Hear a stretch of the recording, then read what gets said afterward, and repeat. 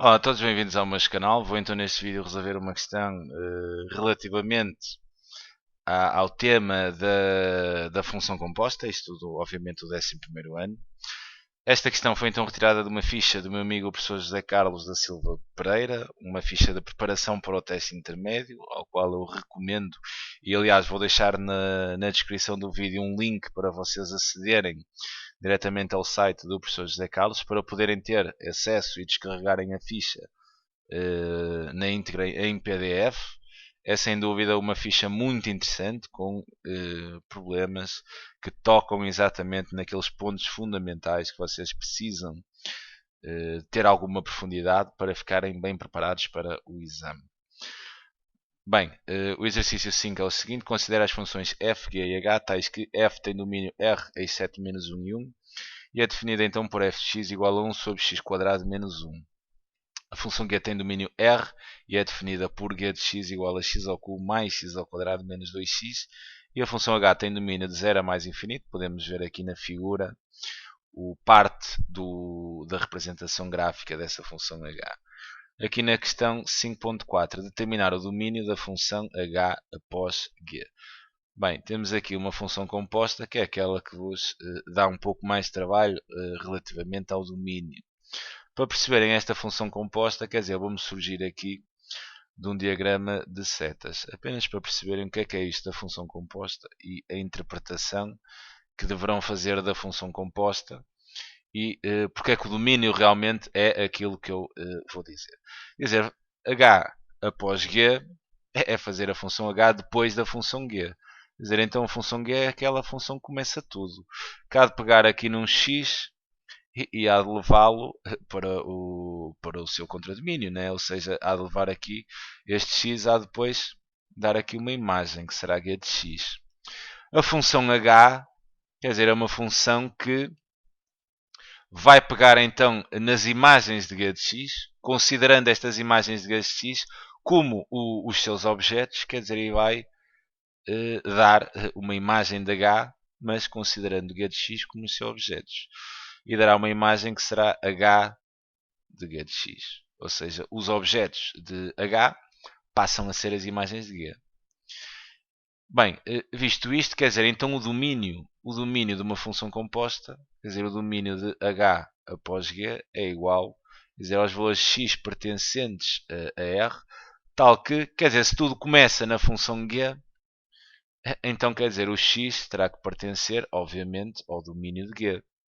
Mas, cuidado com isso, quer dizer, a função h vai pegar aqui nas imagens da função g.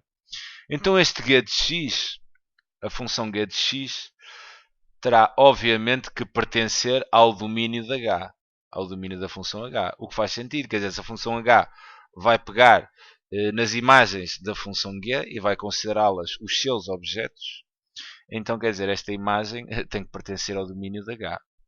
E o domínio de uma composta é sempre assim que se faz. É uma questão de observarmos agora aqui as condições, né? Domínio de G, terá que respeitar o domínio de G. O domínio de G é R, tudo bem, não há problema. Então teremos R em interseção e agora G de X tem que pertencer ao domínio de H. Qual é que é o domínio de H? Sabemos aqui, né, que o domínio de H é exatamente igual a R incluindo zero, porque vai de zero fechado até mais infinito. Como é que transformamos isto numa condição? Então o g de x terá que ser sempre maior ou igual a zero, né? Se o domínio de h é de 0 a mais infinito, incluindo zero, e se a função h há de pegar neste g de x, o g de x para pertencer ao domínio de h implica que este g de x terá que ser forçosamente sempre maior ou igual que zero. Então vamos pegar na função g de x e vamos resolver esta condição. Né? O g de x tem que ser maior ou igual que zero. Isto para sabermos o domínio. Então g de x maior ou igual que zero é equivalente a eu dizer que x ao cubo mais x ao quadrado menos 2x é maior ou igual que zero. Temos aqui uma inequação do terceiro grau. No entanto, quer dizer, eu posso fatorizar aqui o primeiro membro. Eu posso dizer que isto é equivalente a ter x, abrir parênteses, e fica x quadrado mais x menos 2 maior ou igual que zero. E agora para resolver isto, vou trabalhar aqui uma tabela de sinais. Vou fazer aqui uma tabela de sinais, quer dizer, vou colocar aqui o x, vou colocar aqui o x ao quadrado mais x menos 2 e aqui vou então colocar o meu g de x, que fatorizado há de dar isto, não é? Para fazer aqui o quadro de sinais, quer dizer, isto vai aqui de menos infinito a mais infinito. E aqui terei que fazer aqui um estudo das funções. Quer dizer, imagina que eu teria uma função que seria y igual a x. Isto seria uma função afim. Quer dizer, onde o zero dela é quando x é igual a zero, né? É aqui o zero. E se é x, é um x. Então, quer dizer, o declive é positivo. Se o declive é positivo, a reta é crescente. Então, será negativa até zero e positiva depois de zero. Esta função aqui é uma função quadrática. Se eu considerasse isto como sendo uma função, né, seria uma função quadrática, onde o a é maior que zero. Eu vou fazer aqui o esboço, onde este a é maior que zero. Então aqui em cálculo auxiliar, eu terei que calcular aqui os zeros. Então x ao quadrado mais x menos 2 igual a zero. Quer dizer, podia fazer assim aqui a fórmula subente. Vou fazê-la rapidamente, quer dizer, menos b, então menos 1, mais ou menos a raiz quadrada de b ao quadrado, que é 1, menos 4 vezes a, que é 1, então menos 4, menos 4 vezes menos 2 dá mais 8. Tudo a dividir então por a, que seria 2a, que seria 2 vezes 1. Quer dizer, então isto estaria x igual a menos 1, mais ou menos raiz de 9 é 3, mais ou menos 3 sobre 2. O que me dava assim aqui duas soluções. Na primeira escolheria então a positiva, né? Menos 1 mais 3. A solução pode não ser positiva, mas escolheria aqui esta situação. Vou optar pelo sinal positivo. Menos 1 mais 3. Menos 1 mais 3 dava 2. 2 a dividir por 2 dava 1. Menos 1 menos 3 dá menos 4. Menos 4 a dividir por 2 dá menos 2. Teria então aqui os dois zeros. X igual a 1 e x igual a menos 2. Então podia fazer aqui um esboço para perceber apenas o sinal desta função quadrática. Repara que aqui o coeficiente a, né, o coeficiente de termo maior grau, é 1. Então o a é maior do que 0. Se o a é maior do que 0, quer dizer que a concavidade é voltada para cima. Então a minha função faria algo deste género. Concavidade voltada para cima.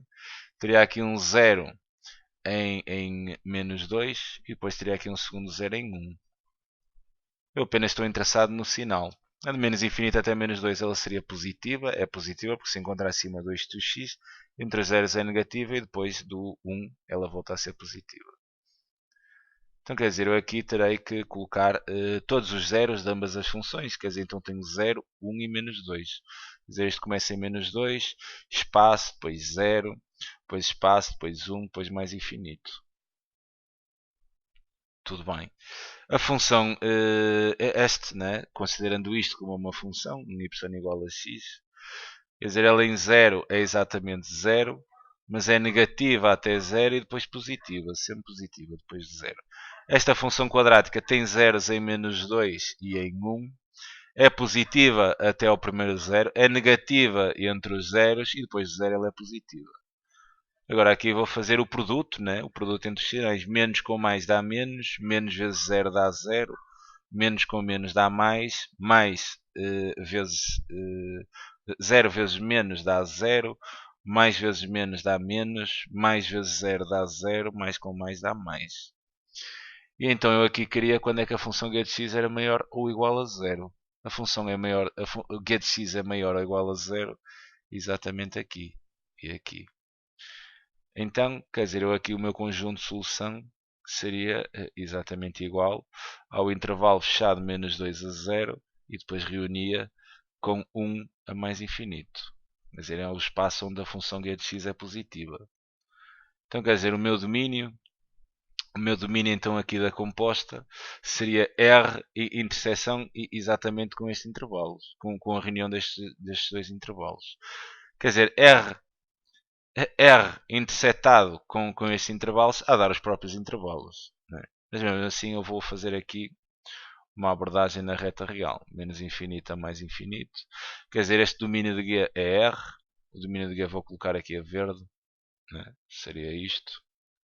Seria assim. e depois esta condição, onde o g de x tem que ser, obviamente, maior ou igual que zero, porque esta função h só existe para valores de x, o seu domínio é sempre r+, incluindo zero, então, visto que ela vai pegar aqui nestas imagens de g e assumir como os seus x's, né, os seus x's diz aqui, o domínio é de zero a mais infinito. Então, quer dizer, visto isto, colocando agora aqui esta condição, eu tinha estes dois intervalos, de menos 2 a 0, quer dizer, de menos 2 a 0, aqui assim, fechado em menos 2, fechado em 0. E depois teria outro intervalo que seria de 1 até mais infinito, quer dizer, aqui de 1 para a frente, para mais infinito, fechado também. A interseção entre estas duas condições, quer dizer, esta interseção é uma procura sempre por uma zona de conforto que pertença às duas condições. A zona que pertence às duas condições em simultâneo há de ser esta zona aqui, que tem as duas condições. De eu dizer R intersetado com o subconjunto R, né, que seriam estes dois intervalos, dá sempre o subconjunto. Então, quer dizer, o meu domínio de H após G será exatamente igual ao intervalo de menos 2 a 0, reunião com o intervalo de 1 a mais infinito. Okay? E fica então aqui a proposta de resolução para esta questão 5.4. Tocava então no domínio e na interpretação, obviamente, do que é uma função composta. Fica então aqui a minha sugestão de resolução. É sempre um prazer enorme ajudar. Um abraço.